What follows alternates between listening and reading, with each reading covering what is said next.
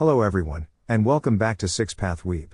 Today, we continue the journey with another exciting chapter of our Naruto fanfiction series. What if Hiruzen finally protected Naruko? Part 2. In the previous part, we saw the beginning of a major change in Naruko's life, a single decision that could completely alter the fate of Konoha itself. But this is only the start. New bonds will be formed, hidden truths will surface, and the future of the shinobi world may never remain the same. Before we begin, here's a quick disclaimer. The content on this channel is created for entertainment and discussion purposes only. I do not own any anime footage, music, or characters used in my videos. All rights and credits belong to their respective creators and copyright holders. Now sit back, relax, and enjoy the story. Let's begin. Hiruzen's eyes flew open in surprise before his expression turned serious. His brown eyes narrowed thoughtfully as he looked toward Sakitten. How is that possible? Hiruzen asked quietly. How was this only discovered recently? Shouldn't the medics have noticed something much sooner? The sudden weight in his voice made Sakitten shrink back nervously. Well, Hokage-sama, Sakitten explained carefully, there were some medics who refused to properly care for Naruko. A few even tried to harm her while she was vulnerable. Thankfully, the Anbu guards were watching closely and stopped them before anything worse could happen. Sakitten lowered his gaze sadly. And there is another problem. Some members of the Yamanaka clan unknowingly caused more damage while trying to examine her mind. If it had not been for Weasel and Raven protecting her, Naruko might never have recovered at all. Hiruzen's expression darkened, though he slowly calmed himself. The heavy pressure in the room faded, allowing Sakitten to breathe again. The elderly Hokage turned his attention toward the sleeping girl. Naruko rested peacefully beneath the blankets, her soft breathing steady and calm. Golden strands of hair framed her face like sunlight. Yet Hiruzen could not stop the guilt in his heart. Even after creating laws to protect her, there are still people who wish to hurt Naruko, he thought sadly. If only I had acted sooner. Perhaps none of this would have happened. After a long moment, Hiruzen looked back toward Sakitten.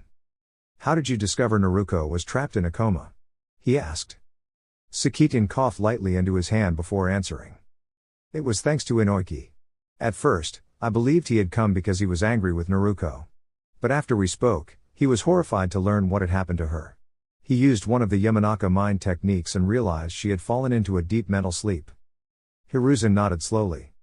Thank you, Sakitten. The medic offered a respectful bow. It is simply my duty, Hokage-sama. Hiruzen gently brushed a hand through Naruko's blonde hair. As he did, she flinched slightly in her sleep. Concern filled his eyes. Did Inoiki enter her mind? He asked. Sakitten shook his head. No, Hokage-sama. Hiruzen raised an eyebrow. And why not? Sakitten hesitated before answering. When Inoiki attempted to look deeper, he discovered that Naruko's mind had been badly fractured. Not broken beyond repair, he added quickly, but wounded. Her mind is trying to protect itself from everything she experienced. Hiruzen sighed and rubbed his forehead tiredly. The past few months had brought endless troubles.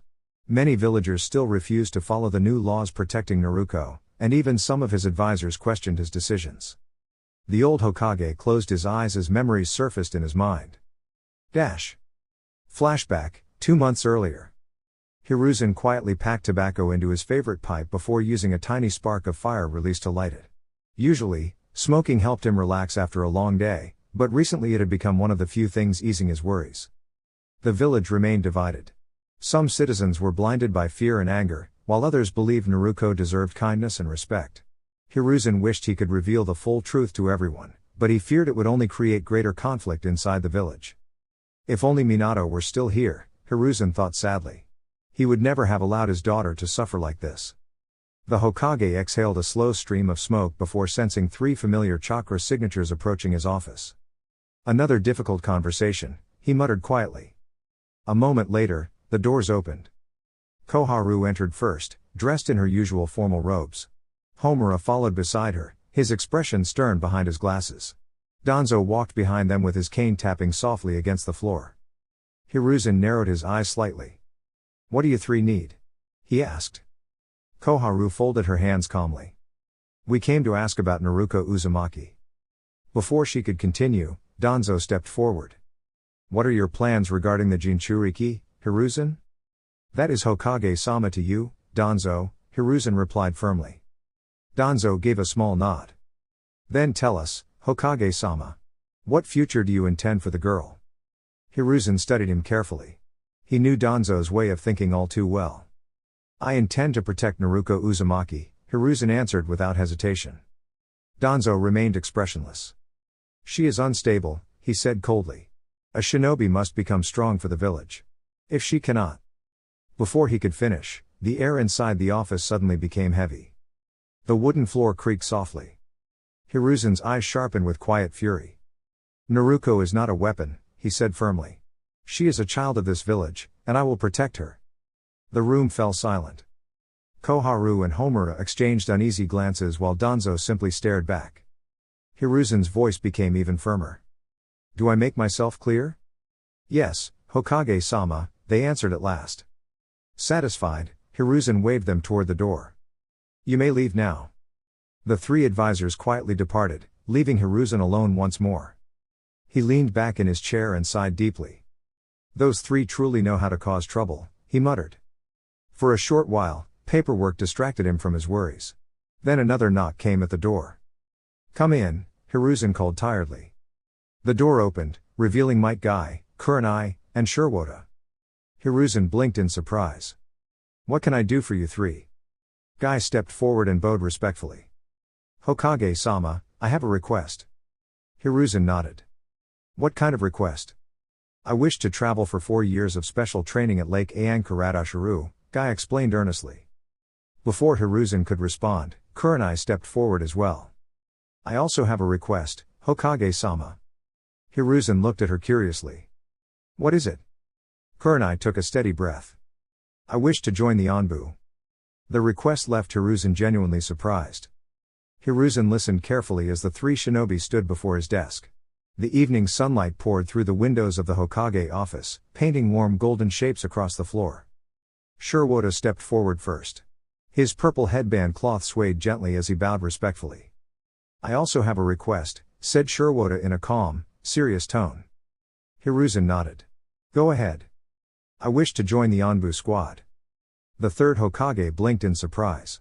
Are you certain? What about the 12 guardian ninja? Sherwoda straightened his posture.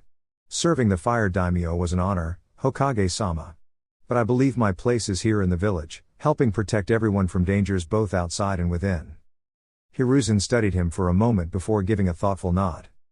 He then turned toward Kurenai. And what about you? Why do you wish to join the Anbu? Kurenai clasped her hands together tightly. Her red eyes were filled with determination.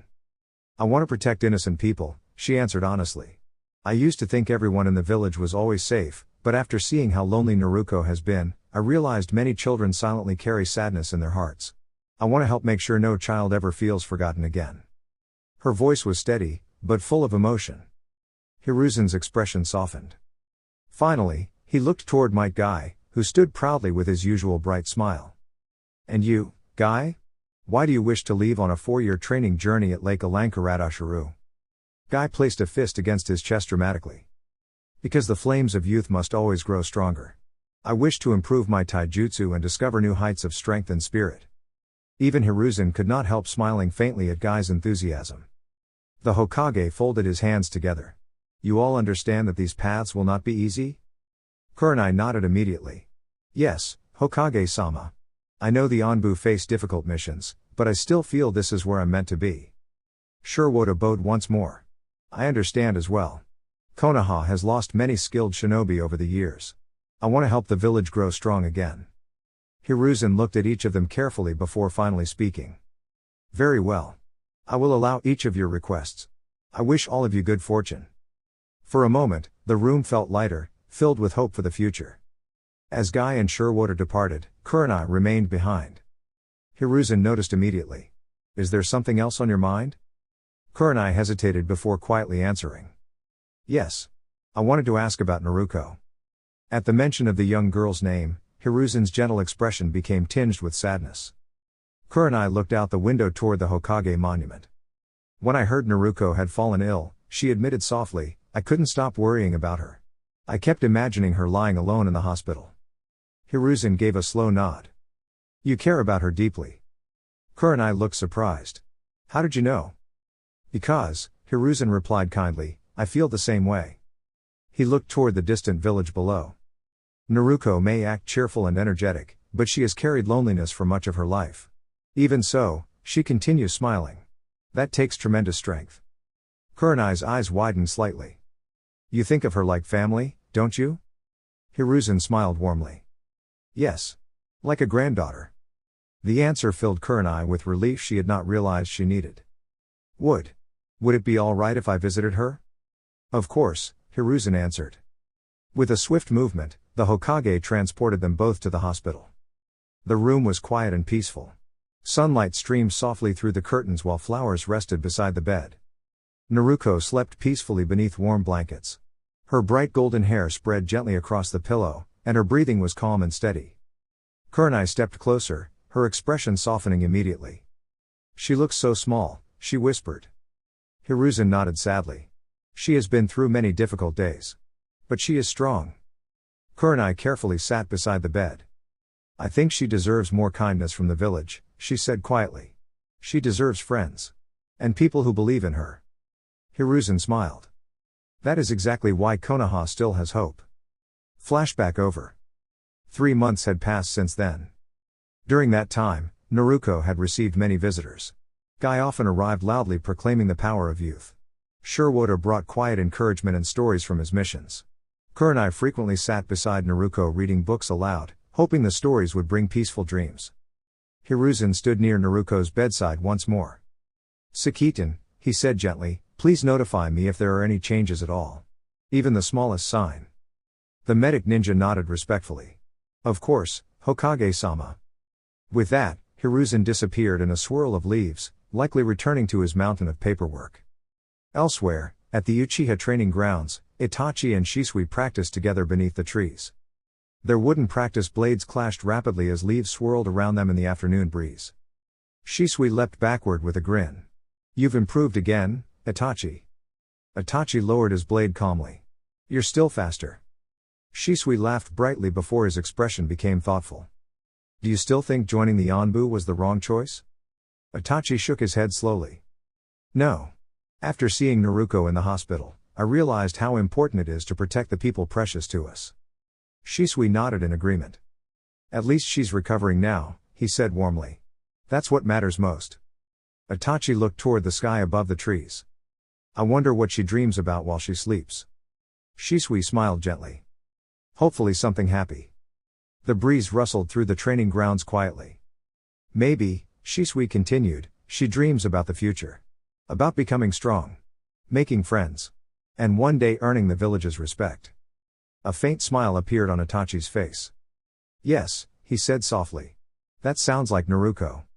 Later that evening, the hospital halls were quiet except for the soft beeping of machines and the distant footsteps of nurses. Inside one small room rested Naruko Uzumaki, who had been asleep for many months. Although she looked peaceful from the outside, her dreams were filled with fear and confusion. Naruko found herself trapped in a dark nightmare that replayed again and again. Strange shadowy figures chased her through endless halls while harsh winds and flickering lights surrounded her. Every time she tried to run away, the darkness only grew thicker around her. I want this scary dream to stop, Naruko thought sadly. Why won't it go away? The dream made her feel small and alone. She remembered frightened faces staring at her and whispers that made her heart ache. Even though she tried to stay brave, the fear in the dream never truly faded. Then suddenly, everything became quiet. Naruko blinked as a warm light appeared in front of her. Slowly, she opened her eye, though the brightness made her squint. Her vision was blurry at first, and she could barely tell where she was. A gentle nurse stepped into the room and froze in surprise when she noticed Naruko awake. Oh my goodness, the nurse whispered with relief. Naruko, you're finally awake. Naruko turned toward the unfamiliar voice, but panic suddenly rushed through her. Her breathing became quick, and she pulled herself backward across the bed as far as she could. The nurse noticed the frightened look immediately and softened her voice. It's all right, she said kindly. You're safe here. But Naruko's nightmare still felt real to her. Every movement around her made her nervous. She trembled and tried to shield herself, unable to calm down. Hearing the noise, several medicnin hurried into the room to help. They spoke softly and carefully, trying not to frighten her further. Please relax, Naruko, one medic said gently. No one here wants to hurt you. Even so, Naruko continued shaking in fear until a doctor carefully gave her medicine to help her rest. Her movement slowly weakened, and her frightened voice became quiet. Get away, she murmured weakly before lying still against the pillows. At that moment, the third Hokage, Hiruzen Sarutobi, entered the room with deep concern on his face. What happened here? He asked firmly, though his voice softened the moment he saw Naruko awake. Naruko looked toward him, and tears instantly filled her eye. Gigi, she whispered. Trying to reach him, she slipped from the bed and nearly fell, but Hiruzen quickly caught her and held her carefully. You are safe, Naruko, he said gently. I'm here. Naruko stared down at the blankets covering her small body. Seeing everything again made her heart ache, and tears rolled down her cheeks. My dream of becoming Hokage, she whispered sadly. Hiruzen carefully patted her head. Dreams can change, he told her kindly, but that does not mean they disappear. You are still important, Naruko. And you are not alone. Naruko looked up at him uncertainly. You promise? She asked quietly. I promise, Hiruzen replied warmly. I will protect you, and I will help you heal. For the first time in a long while, Naruko felt a little warmth replace the fear in her heart. Holding tightly to Hiruzen's sleeve, she slowly drifted back to sleep, comforted by his calm presence nearby. A short while later, Hiruzen invited two trusted shinobi, Inoki Yamanaka and Ibiki Morino, to quietly discuss Naruko's condition. When Naruko awoke again, she immediately looked nervous upon seeing unfamiliar faces. Inoki knelt down slightly so he would not seem frightening. Hello, Naruko, he said kindly. We're here to help you feel safe again. Naruko lowered her gaze. Everyone looks at me like I'm different, she admitted softly. Sometimes. It makes me scared. Ibiki listened carefully before speaking in a calm tone. Not everyone sees you that way, he said. And healing takes time. Naruko stayed quiet, though she listened closely. After she fell asleep once more, Inoki turned toward Hiruzen. She has been through a great deal of fear and loneliness, he explained gently. She may be afraid of people for a while, especially strangers. But with patience, kindness, and people she trusts, she can slowly heal. Hiruzen looked toward the sleeping girl and nodded. Then we will make sure she never faces that fear alone again, he said. Outside, the night remained calm and silent. And for the first time in many months, Naruko's dreams were a little less dark. The three Anbu ninja walked carefully through the dim underground laboratory. Dust covered the cold stone floors, and strange machines sat silent in the corners. Along the walls stood giant glass tubes filled with cloudy liquid. Inside them were empty shadows of old experiments, forgotten long ago. Naruko felt a chill run down her spine as she looked around. Even with her brave smile hidden beneath her fox mask, she could tell this place carried painful memories. Tenzo stopped walking. His eyes narrowed as he stared at one of the tubes. I can't believe I'm back here, he said quietly. Anko tilted her head. You've been here before? She asked. Tenzo nodded slowly. Yes. You both know I can use wood release, but this is where I first gained that ability. Naruko listened carefully. She had always admired Tenzo's calm nature, but hearing the sadness in his voice made her heart ache for him. This place was where I was experimented on when I was younger, Tenzo continued. But we should stay focused. We came here for answers. Naruko gave him an encouraging nod. Right. We'll help you get through this, Captain Tenzo. A small smile appeared on Tenzo's face at her words. Anko crossed her arms. Then let's search the place quickly. The sooner we find proof against Danzo, the sooner we can leave this creepy lab behind. The team split up and carefully searched through the dusty rooms. Naruko followed Tenzo into an old office filled with shelves of faded scrolls and scattered papers. The room smelled like old ink and damp wood. As Tenzo searched through a cabinet, Naruko spotted a small glass vial resting on the desk. A single word was written neatly on its label. Yuki, she read aloud. Who do you think that is? Tenzo rubbed his chin thoughtfully.